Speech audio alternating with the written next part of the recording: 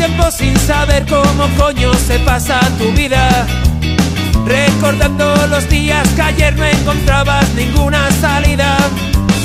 Y no puedes olvidar, la impotencia te embarga todavía.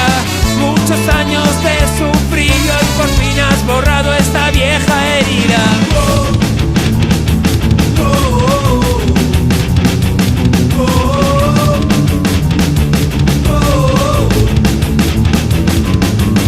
Otro día te acuerdas al ver otro caso en la tele, otra nueva vida.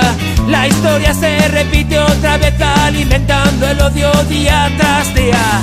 Y no quieres olvidar el maltrato sufrido en aquella esquina, encogida de hombros porque no aumentaba la rabia ya contenida.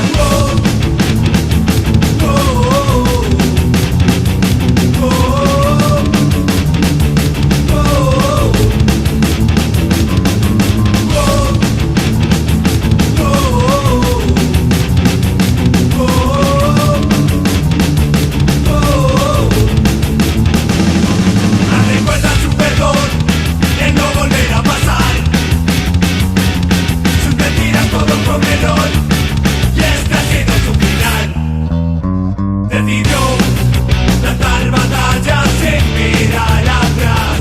No dudó